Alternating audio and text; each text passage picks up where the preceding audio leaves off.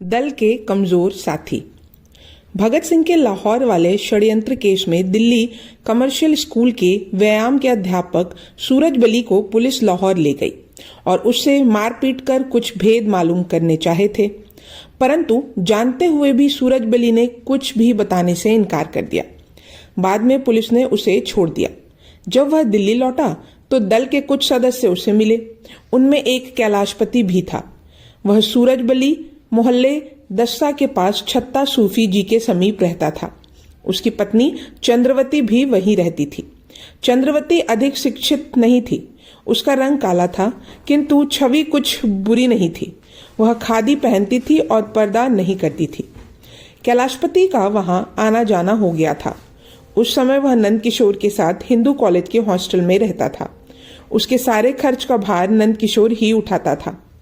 कैलाशपति पूरे दिन शहर में घूमता फिरता था, किंतु शाम को कमरे पर लौट जाता था। इन्हीं दिनों उसका परिचय सूरज बली और चंद्रवती से हो गया था। कुछ दिनों बाद जब चंद्रशेखर भी उसके साथ रहने लगे तो कैलाशपति ने शहर में कहीं और रहने का प्रबंध कर लिया था, मगर फिर भी खर्च नंद किशोर से ही लेता था।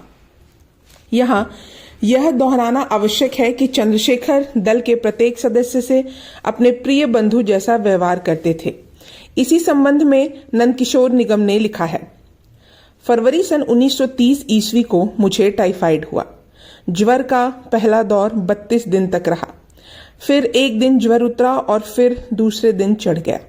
यह बीमारी मुझे करीब 8 महीने सताती रही।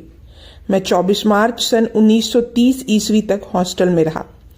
चंद्रशेखर आजाद पूरे समय मेरे साथ रहे और न केवल मेरी देखभाल की बल्कि डॉक्टर के यहाँ से दवा आदि भी लाते रहे। नंदकिशोर भी लगभग प्रतिदिन आता रहा। 24 मार्च को मैं अपनी बहन के घर चला गया और पंडित जी हॉस्टल में दल के एक दूसरे सदस्य भवानी सिंह के साथ रहने लगे, परंतु वह हर रोज मुझे देखने आते थे। मेरी बहन बहनोई व भांजों और अन्य मित्रों से भी उनका परिचय हो गया था। बहन से तो वह अरहर की दाल और चावल की दावत प्रायः खाते रहते थे। कैलाशपति भी मुझे देखने बार बार आता रहा। यह क्रम जून सन 1930 ईस्वी तक चलता रहा। उन दिनों कैलाशपति कहाँ रहता था मुझे पता नहीं। गड़ोड़िया मनी एक्शन के पश्चात पंडित जी मुझे कश्मीर भेजकर स्वयं कानपुर चले गए थे। कश्मीर से लौटने पर मुझे पता चला कि कैलाशपति ने ओंगड़ वाली गली सीताराम बाजार में मास्टर हरिद्वार लाल के मकान का ऊपरी भाग किराए पर ले लिया है, जहां वह चंद्रवती के साथ लेकर रह रहा था।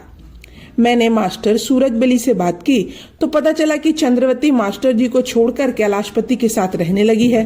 मास्टर जी धनहीन जो थे, उनका केवल 25 या 30 रुपए मासिक वेतन था।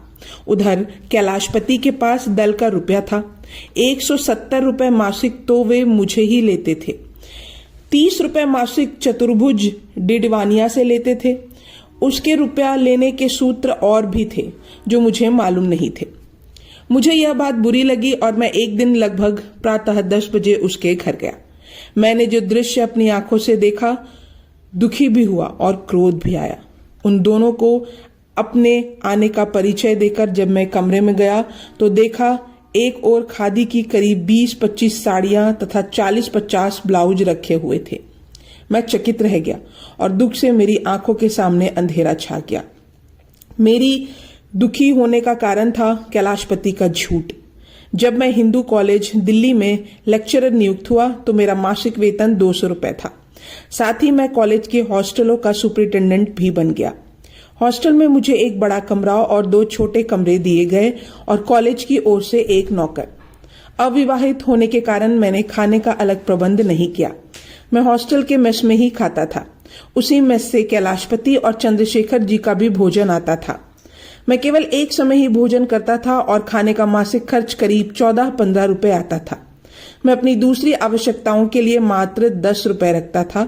शेष वेतन दल को कैलाशपति के माध्यम से दल को दे दिया करता था। मेरे खादी पहनने के कारण कपड़ों पर खर्च बहुत ही कम था और साइकिल होने से गाड़ी का किराया भी बच जाता था। कैलाशपति ने मुझे बताया था कि दल के सदस्यों के लिए केवल दिल्ली में करीब 400 से 500 रुपए माह की आवश्यकता है। मैं यही समझ रहा था कि मेरा रुपया तथा अन्य सूत्रों से एकत्रित रुपया दल के कामों में लगाया जा रहा है, परंतु जब मैंने कैलाशपति और चंद्रवती को दो प्रेमियों के रूप में देखा और वहां रखे अनेक साड़ियां व ब्लाउज देखे तो मेरा दुखी व क्रोधित होना स्वाभाविक था। उस दिन के पश्चात मैंने कैलाशपति को अपने घर में आने जाने से रोक दिया, जो उसे बहुत बुरा लगा और उसी दिन से वह मेरा शत्रु हो गया। जब मैंने यह हाल कानपुर में पंडित जी को बताया तो उन्हें विश्वास नहीं हुआ। वह स्वयं दिल्ली आकर उसकी जांच करना चाहते थे। इन्हीं दिनों कैलाशपति ने हिंदू कॉलेज के फर्स्ट ईयर के एक छात्र राजेलाल को दल में भर्ती किया था और उसे दिल्ली सीआईडी के दफ्तर में नौकरी दिला दी थी, जिससे सीआईडी की कार्यवाही दल का पता चलती रहे और हम सब सतर्क रहें। कैलाशपति के निवास स्थान का पता बहुत कम लोगों को मालूम था। राजेलाल एक नवागंतुक था जिसे कैलाशपति ने अपना पता कैसे बता दिया, कुछ रहस्य ही है।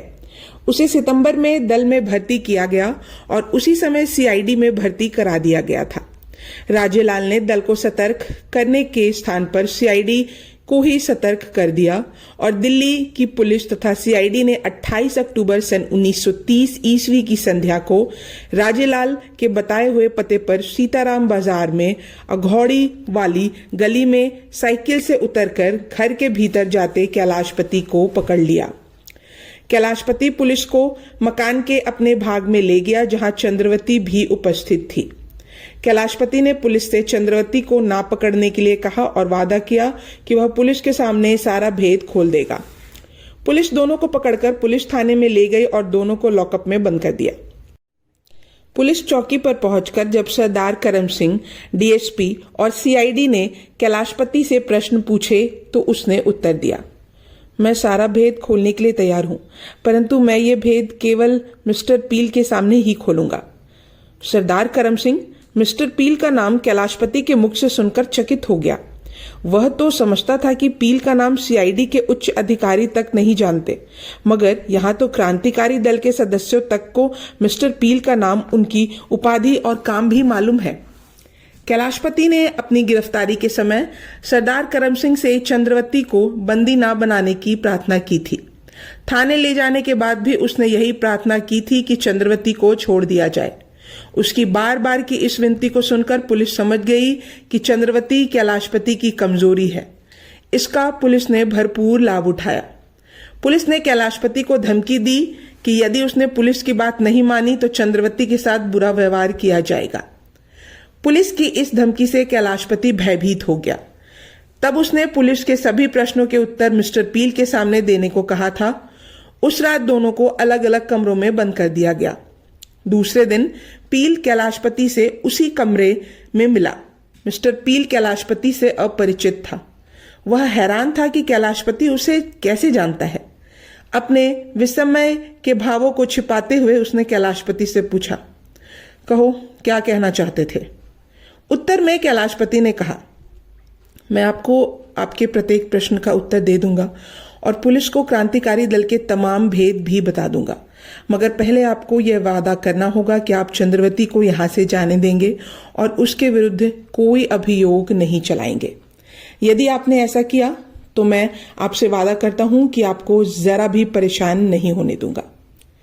इस पर पील ने उसे आश्वासन दिया, हम न केवल चंद्रवती को छोड़ देंगे बल्कि उसे तुम्हारे साथ पूरी आजादी से रहने देंगे, मगर उसके लिए पहले तुम्हें पुलिस को क्रांतिकारी दल के सारे भेद बताने होंगे और दल के सदस्यों को पकड़वाने में हमारी सहायता भी करनी होगी। कैलाशपति ने मिस्टर पील को वचन दे दिया। इस प्रकार दिल्ली षड्यंत्र केस का आरंभ हुआ।